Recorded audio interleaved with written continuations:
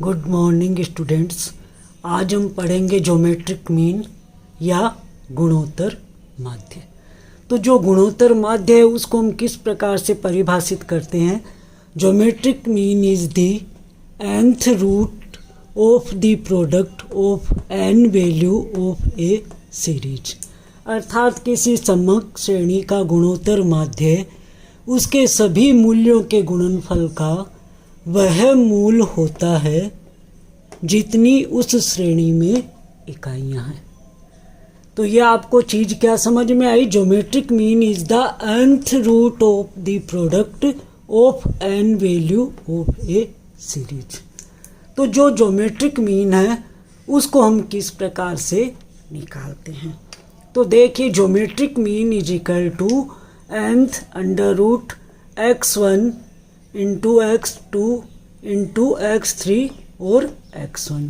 तो यहाँ पे gm है, वो gm यहाँ पे क्या है, ज्योमेट्रिक मीन।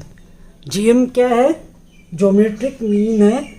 और n क्या है, n हमारा है यहाँ पे नंबर ऑफ आइटम्स। और x1 x2 x3 ये हमारी क्या है, वैल्यू ऑफ आइटम। आपको याद आ रहा है जब हमने अर्थमेटिक मीन निकाला था तो n क्या था, नंबर ऑफ आइटम्स, और x क्या था, वैल्यू ऑफ आइटम। लेकिन इसकी परिभाषा क्या है, किसी समग्र श्रेणी का गुणोत्तर माध्य उसके सभी मूल्यों के गुणनफल का वह मूल होता है जितनी उस श्रेणी में इकाइयां होती हैं। ये आपने नोट कर लिया। अब इस परिभाषा के अनुसार यदि हमारे पास है वो केवल 2 आइटम की वैल्यू दी हुई है। मान लीजिए एक हम एग्जाम्पल लेते हैं कि हमारे पास 2 आइटम है और जो उनकी वैल्यू है 3 और 27। तो n हमारे पास क्या है यहाँ पे, बताइए n क्या होगा, 2। और जो आइटम की वैल्यू है वो कितनी है, 3 एंड 27। तो निकाल लीजिए ज्योमेट्रिक मीन 3 इंटू 27। तो 3 इंटू 27 कितना हुआ, बताइए कितना हुआ, 81। तो हमारा ज्योमेट्रिक मीन है वो कितना आएगा, 9। क्योंकि ये तो सरल है, क्योंकि हमारे पास 2 ही है, वो आइटम की वैल्यू दी हुई है तो हम निकाल सकते हैं। अब मान लीजिए दूसरा एग्जाम्पल मैं बता रही हूँ कि हमारे पास 3 आइटम की वैल्यू दी हुई है। 3 आइटम की वैल्यू है वो हमारे पास मान लीजिए कि 20, 30 और 45 है ना। तो इसको हम ज्योमेट्रिक मीन है वो किस तरीके से निकालेंगे, 20, 30 इंटू 45 और n क्या है यहाँ पे 3। तो आप 20, 30 और 45 इनको आप मल्टीप्लाई कीजिए। तो इनको मल्टीप्लाई करने के बाद हमारे पास आता है 27123, 27,000 आता है। तो अब हम इसका ज्योमेट्रिक मीन कैसे निकालेंगे, 27, 3 इंटू 3 इंटू 3, 3 3 जा 9, 9 3 जा 27 इंटू 1000, 10 इंटू 10 इंटू 10।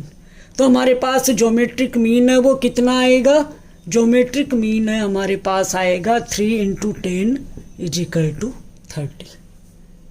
यहाँ तक आपको समझ में आ गया कि n की वैल्यू है। n की वैल्यू क्या है, जो आइटम्स की जो वैल्यू है वो ये क्या होगी, जो n है वो क्या होगा, नंबर ऑफ आइटम। तो नंबर ऑफ आइटम तो हमारे पास 3 है और आइटम्स की वैल्यू है वो 20, 30 और 45 है। तो इनको जब हम मल्टीप्लाई करते हैं तो हमारे पास ये संख्या आती है।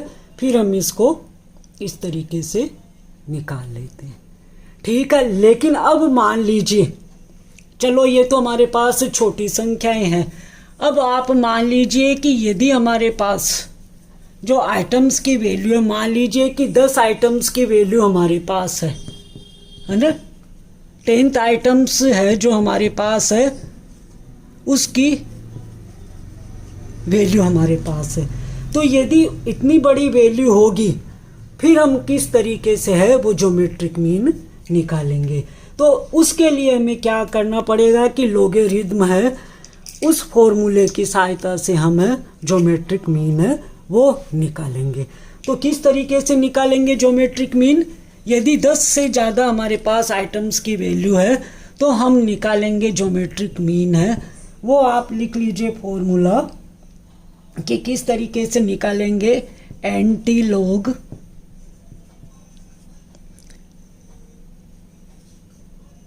log x1 plus log x2 plus दिखाई दे रहा आपको log xn अपॉन n। किस तरीके से निकालेंगे हम ज्योमेट्रिक मीन? हम ज्योमेट्रिक मीन है वो लॉगरिथम और एंटी लॉगरिथम के आधार पे निकालेंगे, क्योंकि संख्या जब बढ़ती जाएगी, मान लीजिए कि आपके पास 10 आइटम्स की वैल्यू है तो उसमें फिर हमारे पास है कि उसका जो 10th रूट है वो निकालना फिर हमारे पास डिफ़िकल्टी हो जाती है। तो उसके लिए हम लॉगरिथम और एंटी लॉगरिथम इन दोनों का प्रयोग करके निकालते हैं। तो हमारा जीएम क्या हो जाएगा? Geometric mean is equal to anti log,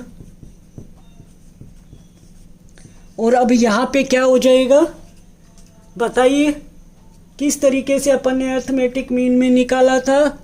sigma log upon N. यहाँ तक आपके समझ में आ गया? क्या समझ में आया कि जो anti log bracket log x1 log x1 x2 क्या है? यहाँ पे आइटम्स की वैल्यू है, और n क्या है? n क्या है यहाँ पे बताइए? Number of item. तो ये सिग्मा यानी कि जो log x है उसका जोड़ हो जाएगा और डिवाइडेड बाई n हो जाएगा। तो ये जो फॉर्मूला है ये फॉर्मूला लॉगरिथम की जो दो विशेषताएं हैं, टू प्रॉपर्टीज ऑफ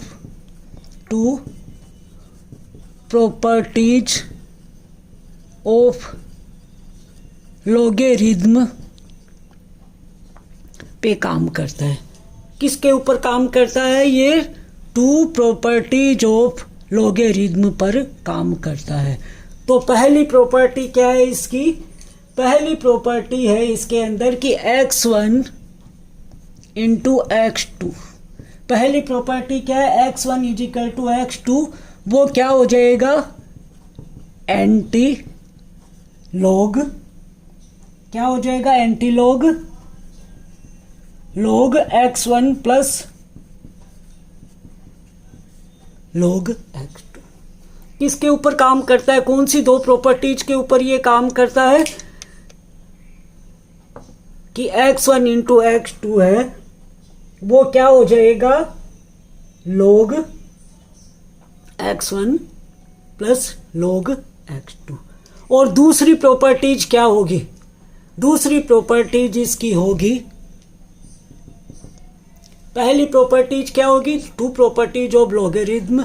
इसके ऊपर ये काम करता है x1 into x2 is equal to anti log bracket log x1 plus log x2। और जो दूसरी इसकी प्रॉपर्टीज होगी वो n अंडर रूट x। तो ये क्या हो जाएगा? n under root x anti log log x upon n। समझ में आ गया? दिख रहा है आपको? n अंडर रूट x ये आपने लिख लिया, मैं ऊपर बता देती हूँ। जो दूसरी प्रॉपर्टीज है, फर्स्ट प्रॉपर्टीज आपने लिख ली, दूसरी जो प्रॉपर्टी है इसकी वो क्या होगी? n अंडर रूट, क्या होगी बताइए? n अंडर रूट होगी इसकी x। तो ये क्या हो जाएगा? एंटी लॉग, क्या हो जाएगा? Anti log log x upon n। तो ये जो दो प्रॉपर्टी है, इन दो प्रॉपर्टी के ऊपर है ये हमारा ज्योमेट्रिक मीन कार्य करता है। इनको मैं हटा दूं तो हमारे फॉर्मूले किस तरीके से हो जाएंगे ये आपने लिख लिया।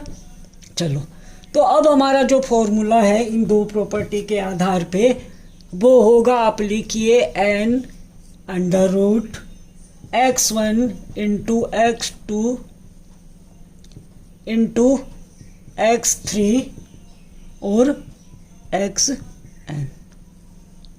ठीक है, यदि हमारे पास ये संख्याएं दी हुई है तो इसका फॉर्मूला क्या हो जाएगा? फॉर्मूला हमारा होगा एंटी लॉग। फॉर्मूला साथ का साथ लिखते जाइए। अभी जो मैंने पहले लिखाया था बोलिए क्या आएगा आगे? log x1 log x2 plus log x3 plus log xn upon क्या आएगा नीचे? Number of item. ये अभी जो मैंने पहले आपको फॉर्मूला शुरुआत में लिखाया था, तो इसकी वो जो दो प्रॉपर्टी थी उन दो प्रॉपर्टी के ऊपर हम ये फॉर्मूला किस तरीके से बना सकते हैं वो मैं आपको बता रही हूँ। तो हमारा ज्योमेट्रिक मीन क्या हो जाएगा?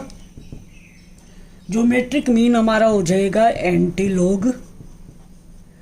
अभी मैंने आपको करके दिखाया था दो प्रॉपर्टी के ऊपर, log अपॉन n। ये जो log होगा उसका जो जोड़ होगा तो उस जोड़ के अंदर हम क्या किसका भाग देंगे? नंबर ऑफ आइटम का।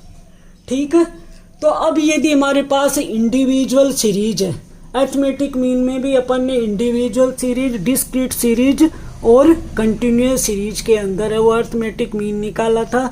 इसी तरह ज्योमेट्रिक मीन या गुणोत्तर माध्य में भी हम इन तीनों श्रेणी के अंदर है वो ज्योमेट्रिक मीन की कैलकुलेशन करेंगे। तो सबसे पहले कौन सी सीरीज है? Individual series. कौन सी सीरीज है? इंडिविजुअल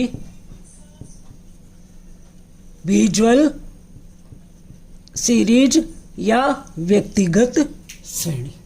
कौन सी सीरीज है? इंडिविजुअल सीरीज या व्यक्तिगत श्रेणी। तो इस श्रेणी के अंदर गुणोत्तर माध्य निकालने के लिए हम क्या करेंगे कि जितने भी जो आइटम्स की वैल्यू दी हुई है, जो भी आइटम्स की वैल्यू दी हुई है उन आइटम्स की वैल्यू का हम क्या निकालेंगे? लॉग निकालेंगे। जो भी आइटम्स की वैल्यू दी हुई है, आइटम्स की वैल्यू है x1, जैसे आइटम की वैल्यू है x2 आइटम की वैल्यू है, तो इन सब का हम क्या करेंगे? लॉग निकालेंगे। फिर हम क्या करेंगे? कैरेक्टरिस्टिक्स का निरीक्षण करेंगे और जो मैंटिसा है उसको लॉग टेबल की सहायता से हम निश्चित कर लेंगे। क्या करेंगे? पहला तो जो कैरेक्टरिस्टिक्स है यहाँ ऊपर से मैं हटा दूं तो इंडिविजुअल सीरीज के अंदर है वो हम किस तरीके से निकालेंगे। दोबारा से मैं लिख देती हूँ, इंडिविजुअल सीरीज में हम ज्योमेट्रिक मीन की गणना कैसे करेंगे। तो उसके लिए सबसे पहले तो हम क्या करेंगे कि जो दिए हुए मूल्य होंगे जैसे x1 है, x2 है, x3 है, इनका हम क्या कर लेंगे? लॉग ज्ञात कर लेंगे।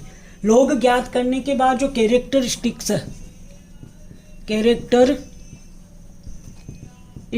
है यानी जो विशेषताएं हैं उनका हम क्या करेंगे? ऑब्जर्वेशन या निरीक्षण करेंगे। और उसके बाद जो मैंटिसा है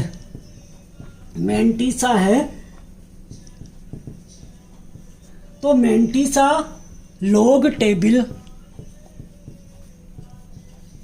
जो मैंटिसा दो चीज होती है ज्योमेट्रिक मीन में जिसका हम देखते हैं, तो कैरेक्टरिस्टिक्स विशेषताएं होती है, दूसरा है मैंटिसा। तो इनको हम लॉग टेबल की सहायता से निश्चित कर लेते हैं। तो इंडिविजुअल सीरीज के अंदर ज्योमेट्रिक मीन निकालने के लिए जो आइटम की वैल्यू दी हुई होती है उन आइटम की वैल्यू का हम लॉग ज्ञात कर लेते हैं और लॉग ज्ञात करने के बाद जो कैरेक्टरिस्टिक्स है और उसका ऑब्जर्वेशन करेंगे और जो मैंटिसा है। अब आप पूछोगे कि कैरेक्टरिस्टिक्स और मैंटिसा ये क्या होता है। मान लीजिए कि कोई भी जो लॉग वैल्यू है जैसे लॉग वैल्यू है तो जैसे हमारे पास 3.735 आ रहा है, 3.735, तो इसमें जो ये आगे की वैल्यू है वो कैरेक्टरिस्टिक्स कहलाती है और ये जो वैल्यू है वो मैंटिसा कहलाती है। ठीक है, तो हम जो 2 स्टेप्स है उसमें पहला क्या करेंगे, लॉग ज्ञात कर लेंगे, दूसरे में कैरेक्टरिस्टिक्स और मैंटिसा है वो लॉग टेबल से ज्ञात कर लेंगे। फिर उसके बाद हम क्या करेंगे, जो लॉग है, जो हमारा ये लॉग है, इसका हम क्या करेंगे, सिग्मा लॉग या जोड़ ज्ञात कर लेंगे। जितने भी जो हमारे पास है लॉग की वैल्यू आई है उस लॉग की वैल्यू का हम जोड़ ज्ञात कर लेंगे। अब जोड़ ज्ञात करने के बाद हम क्या फॉर्मूला लिखेंगे, वो हम फॉर्मूला लिखेंगे geometric mean is equal to, बोलिए अभी लिखा है मैंने आपको, anti log, geometric mean is equal to anti log sigma log upon N.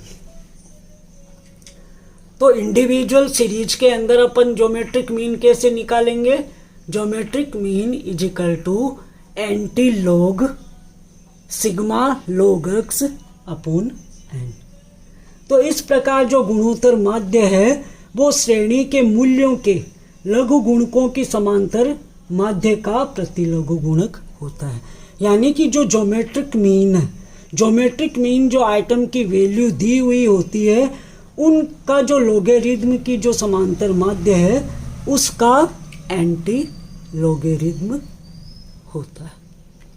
ठीक है, तो इंडिविजुअल सीरीज में निकालने के लिए जो भी आइटम की वैल्यू दी हुई होती है उन वैल्यू का हम लॉग निकाल लेते हैं और लॉग निकालने के बाद जो कैरेक्टरिस्टिक्स है उसका ऑब्जर्वेशन करते हैं और करने के बाद मैंटिसा है वो लॉग टेबल से ज्ञात करते हैं। और जो लॉग होता है, जितनी भी आइटम की वैल्यू आती है उसका जो लॉग आता है उसको हम जोड़ लेते हैं। फिर geometric mean is equal to anti log sigma log x upon N की सहायता से हम ज्योमेट्रिक मीन निकाल लेते हैं। अब हम कल पढ़ेंगे कि यदि मान लीजिए हमारे पास सिग्मा log x में यदि उसकी कोई भी वैल्यू है, मान लीजिए कि माइनस आ जाती है, तो उसके लिए हम किस प्रकार से संशोधन करते हैं और इसका एक एग्जाम्पल है वो कल मैं आपको समझाऊंगी। Thank you students.